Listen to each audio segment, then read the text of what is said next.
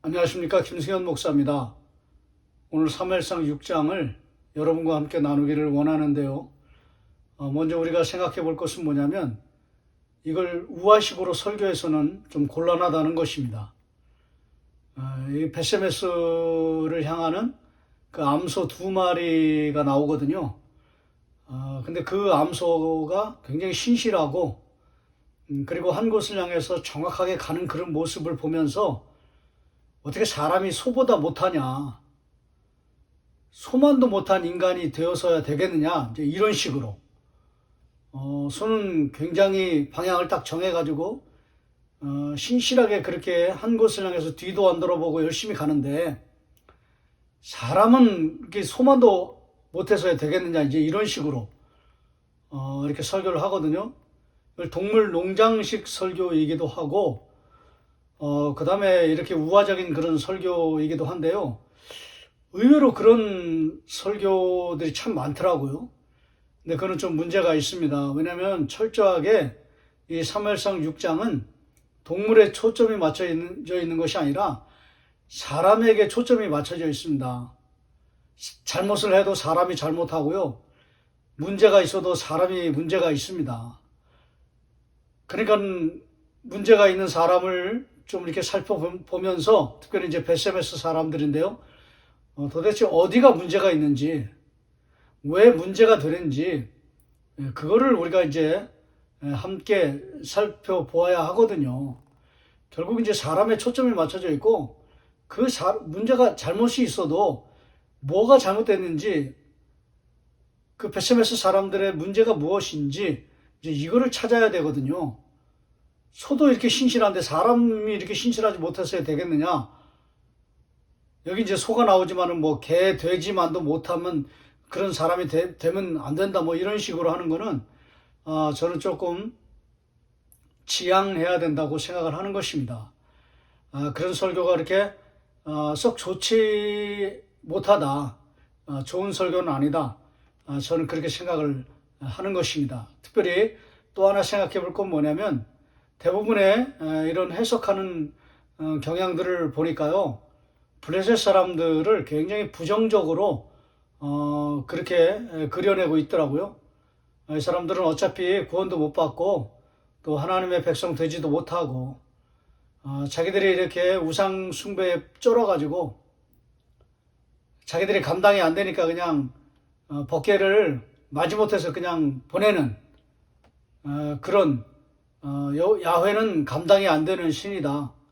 우리는 감당할 수 없다. 이러면서 그냥 보내는 굉장히 이 사람들을 부정적으로 그렇게 그려내는 부분들이 참 많더라고요.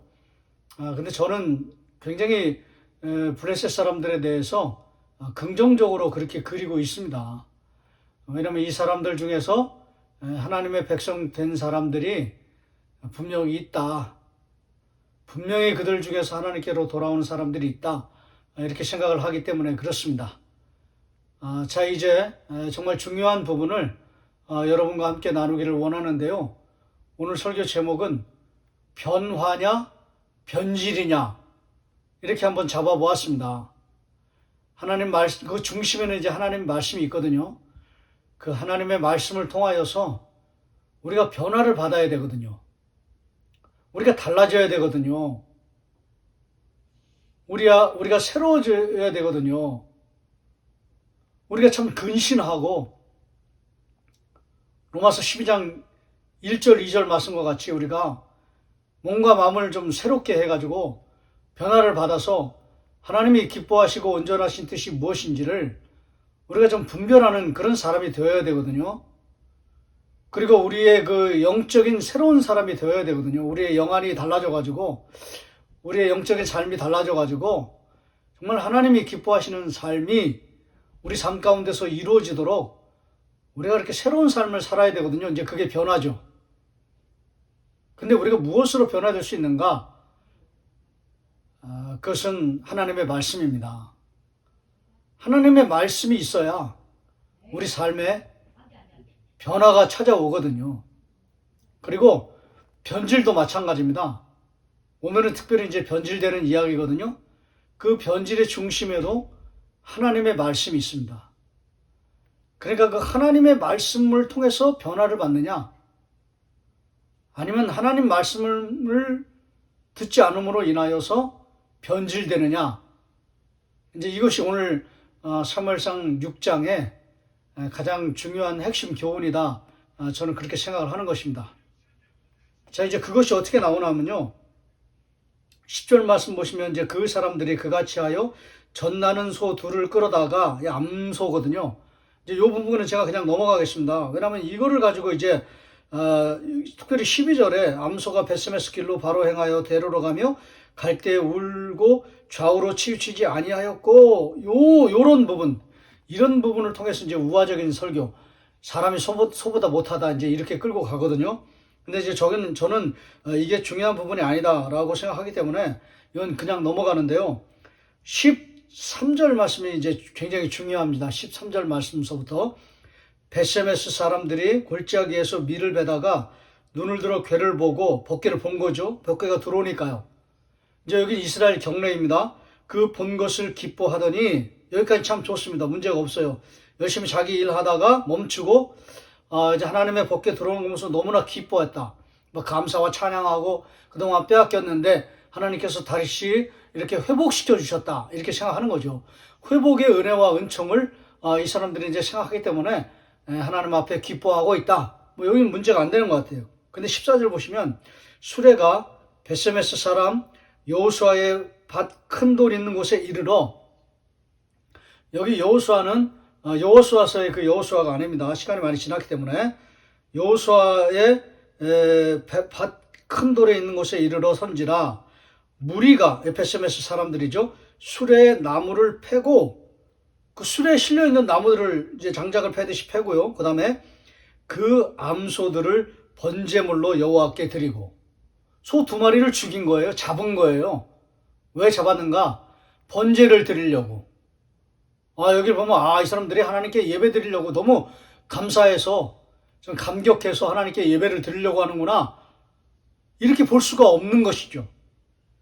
왜냐하면 레위기 1장 3절, 제가 레위기 설교하면서 특별히 번제하면서 아주 분명하게 여러분들과 함께 나눴는데요. 레위기 1장 3절 말씀 보시면 암소는 번제로 드릴 수가 없었습니다. 있었습니까? 없었습니까? 없었어요. 결코 드릴 수가 없었습니다. 용납이 안 되는 거예요. 그럼 무엇으로 드릴 수 있었나요? 흠없는 수컷으로만 드릴 수가 있었습니다. 소의 경우에는. 흠없는 수컷이에요. 근데 여기 암소거든요. 그러니까 새끼를 잃어버린 암소죠. 그 암소 둘을 번제로 드렸다는 건 완전 잘못된 거죠. 변질이죠, 변질.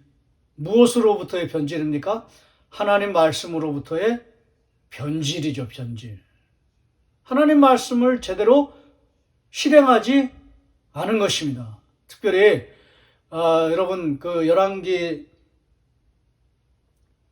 4장 9절에 보시면 이 벳세메스 사람들이 물론 다 그런 건 아니지만은 이 벳세메스라고 하는 지역이 어떤 지역이냐면요, 솔로몬이 레위인들만 특별히 혜택을 주어가지고 그 특혜를 준 거죠. 그래가지고 그 사람들이 벳세메스 지역에 살도록 그렇게 정말 혜택을 베풉니다. 그렇게 선처를 베풀어요. 그러니까 여긴 레위인들의 마을이에요. 제사장의 마을이에요. 특별히 어떤 사람들을 여기에 이렇게 살게 했냐면요, 고앗 자손들. 여러분 고앗 자손들을 추적해보면요, 놀랍게도 그 사람들이 벗개를 멜 수 있는 사람들이에요. 다른 레위인들은 매지 못하거든요. 고앗 자손들만 벗개를 멜 수 있었거든요. 벗개를 멜 수 있는 사람들이 분명히 그 후손들 가운데 이 벳세메스 지역에 살고 있었음에도 불구하고 여기서 벗개를 멈추게 하고 흠없는 수컷이 아니라 그냥 암소 잡아가지고 둘 잡아가지고 그걸 번제로 드리고, 그리고 하나님 앞에 우리는 예배를 드렸다고, 축복을 받겠노라고 그렇게 선포하는 그런 부분이 나오는 것입니다. 이 사람들은 어떻게 됐을까요? 19절 말씀 보시면 베세메스 사람들이 여호와의 궤를 들여다본 까닭에 그들을 치사 5만 70명을 죽이신지라. 이 5만이 가로로 되어 있거든요. 그러니까 70명이 죽을 수도 있고요.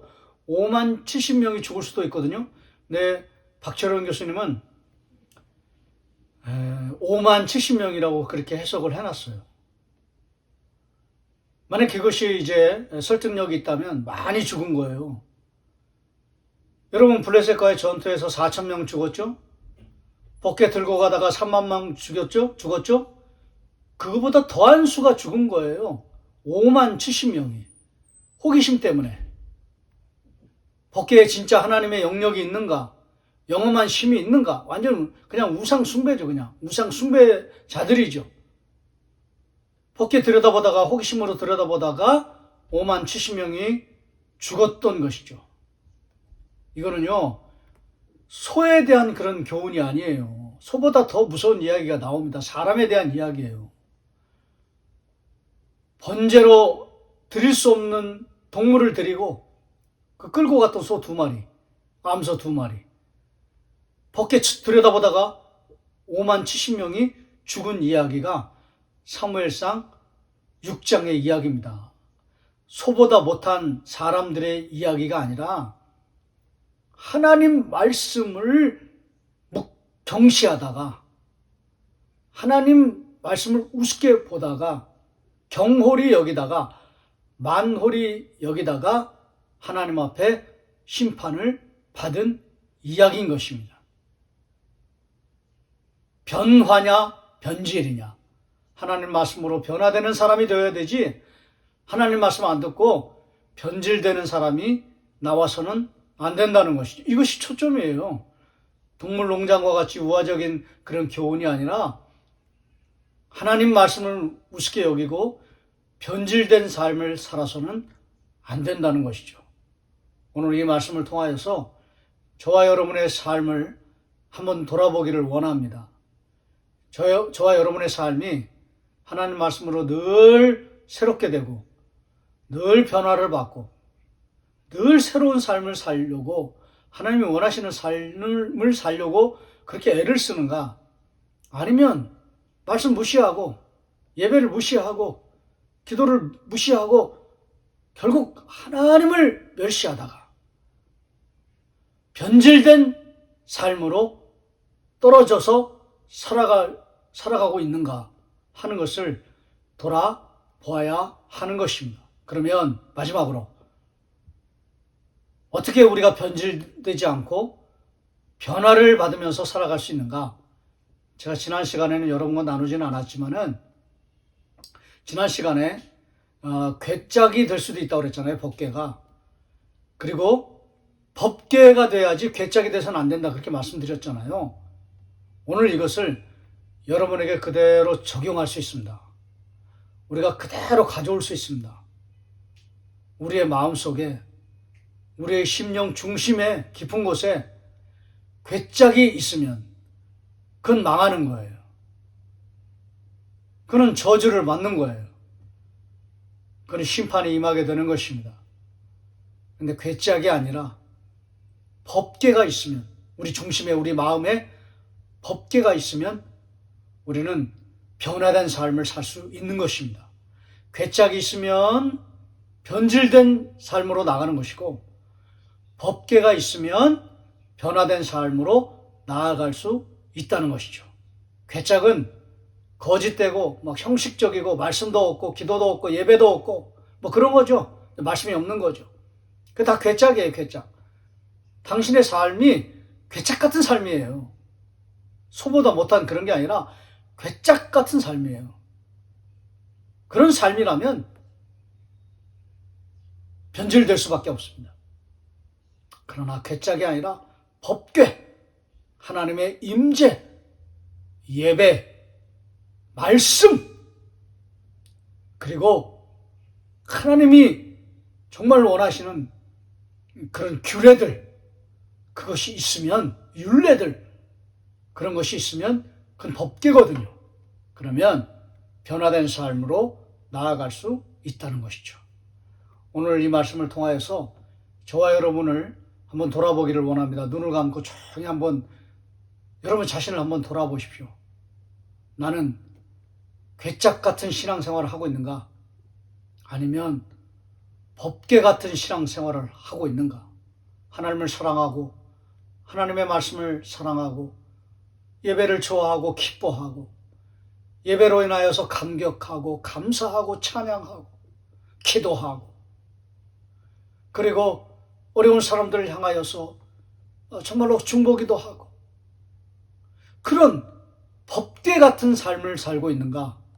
아니면 괴짝 같은 말씀도 없고 기도도 없고 찬양도 없고 예배도 없고 거짓말 있고 그리고 형식만 남아있고 하나님을 사랑하는 마음도 없고 이웃을 사랑하는 마음도 없고 말씀을 사랑하는 마음도 없는 괴짝 같은 삶인가? 어느 쪽이 나의 삶인가? 나의 모습을 반영하고 있는가? 그거를 오늘 이 설교를 들으면서 이 시간을 통하여서 다시 한번 여러분의 삶을 한번 반추해 보시고 괴짝 같은 삶이라고 한다면 다시 돌이켜서 회개하고 나오셔야 되고요. 법궤와 같은 삶이라면 더 감사하고 감격하고 찬양하는 삶을 살아갈 수 있는 복된 저와 여러분의 삶이 될 수 있는 그런 축복이 임하기를 원하고요. 그런 삶이 되시기를 주의 이름으로 축원합니다.